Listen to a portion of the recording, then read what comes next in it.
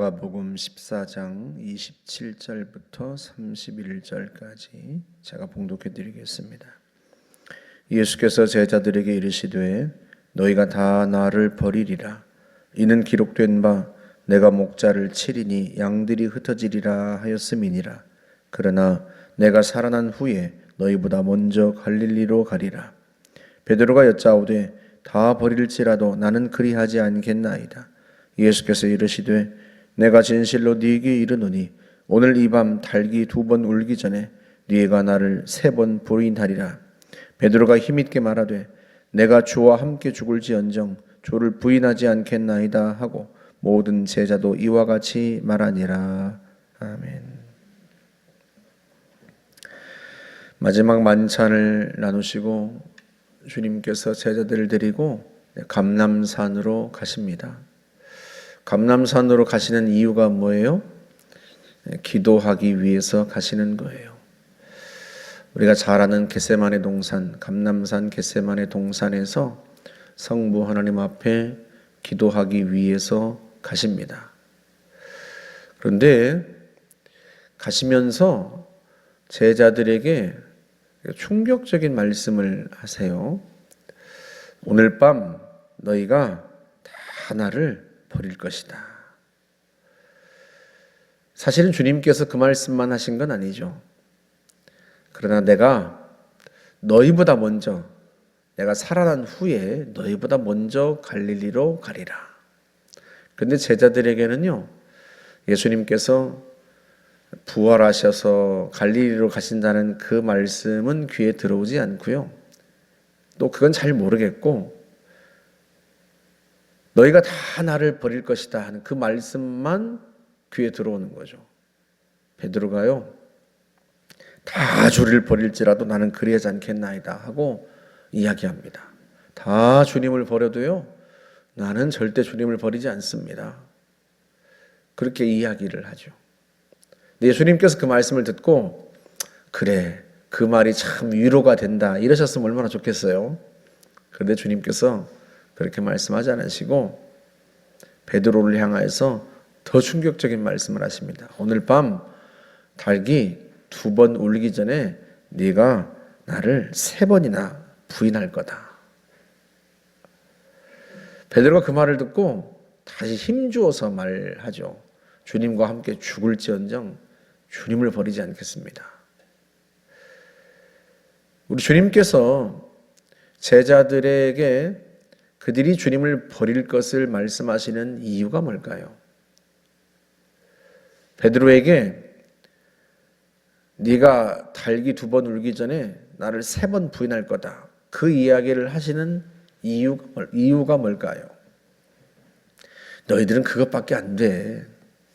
그런 말씀일까요? 장차 일어날 일에 대해서 섭섭하셔서 그런 말씀을 하실까요? 그게 아니죠. 제자들이 그때 그런 일이 벌어졌을 때 어떻게 해야 하는지 준비시키기 위해서 말씀하시는 것 아니겠습니까? 제자들이 주님을 버릴 수밖에 없는 그런 상황에 닥쳤을 때 주님의 말씀이 떠오르도록, 또는 그들이 주님을 정말로 버렸을 때 그때 너무 자책하지 말도록. 사실은요, 주님께서 제자들의 실제 모습, 제자들의 자신들이 절대 주님을 버리지 않고 주님과 함께 죽을지언정 주님을 버리지 않고 다 주님을 버려도 자기는 절대 주님을 버리지 않겠다고 하는 그 제자들의 그 모습을, 그들이요 진짜 자기의 모습이 어떤지를 주님이 보여주시는 거예요. 사실은 물론 주님을 사랑하죠. 하지만 정말로 그들이 주님을 사랑하는 것과 위기의 때에 주님을 버리지 않는 것과는 또 다른 문제예요. 사랑하지만 끝까지 주님 곁에서 주님과 함께 고난을 받을 만큼 성숙하지는 못했어요. 그게 사실은 제자들의 모습입니다. 하지만 제자들은 자기의 진짜 모습을 잘 모르는 거죠. 자신들이 마치 주님과 함께 죽을 준비가 되어 있는 것처럼 그렇게 준비된 사람인 줄로 착각하는 거죠. 하지만요, 그들은 그만큼 성장하지 못했어요. 그만큼 준비되어 있지 못해요. 그게 사실은 그들의 진짜 모습이에요. 주님은 그들의 그 진짜 모습을 보여주시는 거예요. 그런 성숙하지 못한 모습을 질책하시는 게 아니라 너희가 아직은 부족해. 하지만 내가 살아난 후에 너희보다 먼저 갈릴리로 갈 거야. 거기서 내가 다시 너희들을 만날 거야. 거기서 내가 다시 너희들을 세워줄 거야. 그렇게 말씀하시는 거란 말이죠. 주님의 말씀에는요, 많은 의미가 담겨 있어요. 그리고 주님의 말씀 속에는 그들을 향한 주님의 사랑이 담겨 있습니다. 그런데 제자들은요, 그 주님의 말씀의 참뜻은 잘 이해하지 못하고 마치 자기들이 그렇게 나약하고 부족한 사람으로 비치는 것에 대해서 속상하고 또는 분노하고 그러면서 힘주어서 절대 주님을 버리지 않겠다고 이야기하는 거죠. 자기들이 진짜 모습을 잘 못 보는 거예요. 한편으로는 자기를 너무 높이 평가하는 거죠. 교만한 거예요. 여러분, 그런데 우리가 자주 그러지 않습니까? 우리는 우리 자신이 굉장히 성숙한 사람인 것처럼 착각합니다. 고난이 닥쳐도 절대 주님을 버리지 않고 끝까지 주님께 충성하고 헌신적이고 신실할 거라고 생각합니다. 하지만 정말로 그만큼 준비되어 있나? 그만큼 정말로 성숙했나? 내가 그렇게 성숙하기 위해서 나는 얼마나 경건의 훈련을 했나? 우리가 그동안 우리 자신을 너무 과대평가하고 너무 우리 자신을 높이 세우는 경향이 있어요. 하지만 여러분, 우리가 겸손해야 합니다. 주님이 우리를 도우시고 돌보시고 하니까 이만큼 온 거죠. 우리가 대단하고 뛰어나고 신실하고 충성스러워서 우리의 성품이 훌륭해서 이 자리까지 온 것은 아니란 말이죠. 다 주님의 은혜입니다. 주님의 은혜인데 우리는 그 은혜를 잊어버리고 마치 우리가 훌륭해서 이만큼 된 것처럼 자꾸 착각한단 말이죠. 그리고 누군가가 나를 좀 무시하면 그게 화가 나고 분이 나고 내가 그것밖에 안 돼? 나를 그렇게밖에 생각하네? 그러면서 분하고 속상하고 그런 거죠. 여러분, 다 주님의 은혜잖아요. 우리가 이만큼 된 게 그렇지 않습니까? 바울이 고린도전서 15장 10절에서 그렇게 고백하죠. 그러나 내가 나 된 것은 하나님의 은혜로 된 것이니. 박해자였던 자기가 지금의 사도인 그런 자신이 된 것은 하나님의 은혜로 된 거라는 거예요. 은혜로. 그 은혜가 헛되지 아니하여 내가 모든 사도보다 더 많이 수고하였으나 내가 한 것이 아니요 하나님의 은혜로 된 것이다.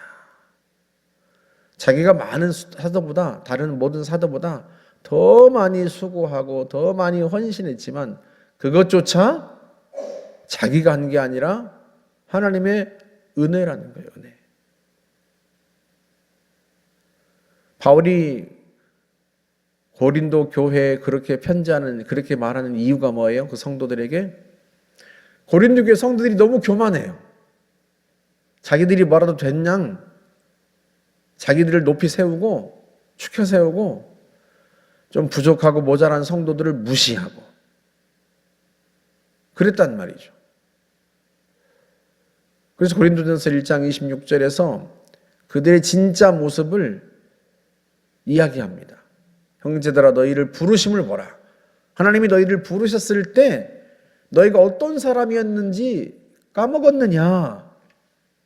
너희 가운데 지혜 있는 자가 많지 아니하며 능한 자가 많지 아니하며 문벌 좋은 자가 많지 아니하도다. 하나님이 너희를 처음 부르셨을 때 너희가 지혜가 많은 사람이 있었느냐? 잘 많이 배우고 학식 있는 그런 사람들이 너희 중에 많이 있었느냐? 너희 중에 능력 있는 자가 많았냐? 뭐 문벌, 가문 좋은 사람은 있었냐? 그렇지 않았다는 거예요. 그런데 왜 하나님께서 그런 사람들을 택하셨는가? 하나님께서요, 미련한 것들을 택하사 지혜 있는 자들을 부끄럽게 하려 하시고, 하나님께서 약한 것들을 택하사 능력 있는 것들을 부끄럽게 하려 하시며, 하나님이 세상에서 천한 것들과 멸시받는 것도 없는 것들을 택하사 있는 것들을 패하려 하시나니, 이는 아무 육체도 누구도 하나님 앞에서 자랑하지 못하게 하려 하심이라. 누구도 하나님 앞에서 자기를 내세우지 못하도록, 하나님 앞에서 자기를 자랑하지 못하게 하시려고 하나님이 약한 것들을 택해서 그들을 세워서 능력 있고 지혜롭고 문벌 좋고 자기를 앞세우는 사람들을 부끄럽게 만드셨다는 거예요. 그들이 할 수 없는, 유능하고 지혜롭고 또 가문 좋은 사람들도 할 수 없는 것을 약하고 지혜 없고 부족한 사람들이 하게 만들어서 지혜로운 자들을 부끄럽게 만들려고, 누구도 자랑하지 못하게 하려고, 자기 자신을 하나님 앞에서. 그래서 하나님이 약한 것들을 택하셨다는 거예요. 너희는 하나님으로부터 나서 그리스도 예수 안에 있고 예수는 하나님으로부터 나와서 너희에게 의로움과 거룩함과 구원함이 되셨다. 그러니까 예수님 때문에 의롭게 되고 예수님 때문에 거룩하게 되고 예수님 때문에 지혜 있는 자가 되고 예수님 때문에 구원받은 거예요. 예수님이 구원이 되셨어요. 기록된 바 자랑하는 자는 주 안에서 자랑하라 함과 같게 하려 함이라. 다시 말하면 자랑하려면 누구를 자랑해야 돼요? 예수님을 자랑하라는 거예요. 주님을 자랑하라는 거예요. 왜? 주님이 우리의 의로움과 거룩함이 되셨으니까. 주님이 우리의 구원함이 되셨으니까. 나를 내세우지 말고 주님을 자랑하라. 오늘 제자들도 마찬가지입니다. 다 주를 버릴지라도 나는 절대 주님을 버리지 않습니다. 그렇게 말할 게 아니라, 너를 내세울 게 아니라, 주님을 버릴 수밖에 없는 그렇게 나약한 나인데 그런 나를 주님이 택하셨구나. 주님을 버릴 수밖에 없는 부족한 사람인데 그런 나를 주님이 부활하시고 또다시 갈릴리로 찾아오신다는구나. 나를 세우려고. 그 주님이 없으면 내가 설 수 있겠나. 그렇게 생각해야 하는 거죠. 주님이 아니면 우리도 마찬가지입니다. 주님이 우리에게 은혜를 베푸시고 우리를 세우시니까 우리가 그만큼 이만큼 살고 있는 거죠.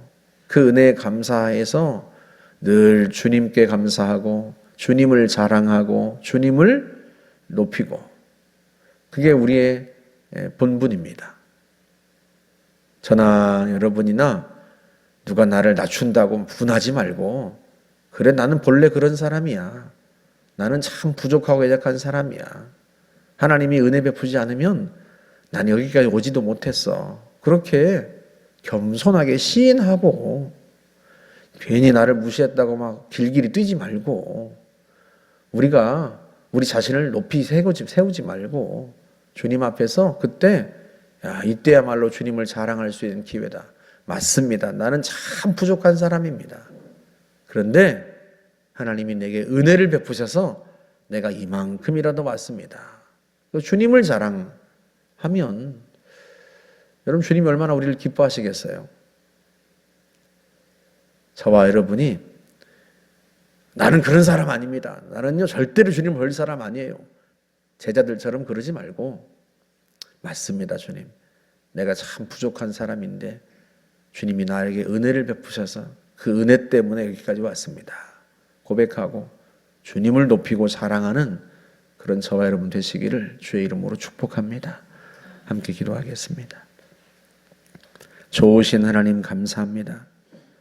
부족하고 연약한 저희들을 늘 찾아오시고 만나주시고 세워주시니 감사합니다. 다 주의 은혜입니다. 오늘도 우리는 주님을 자랑하고 주님을 높입니다. 주님이 아니면 우리가 어찌 설 수 있겠습니까? 평생에 우리를 붙드시고 세우시고 또 이끄시는 그 주님을 자랑하고 증거하며 높이는 그런 삶을 살아가기를 원합니다. 주님 저희들을 붙들어 주옵소서. 예수님의 이름으로 기도하옵나이다. 아멘.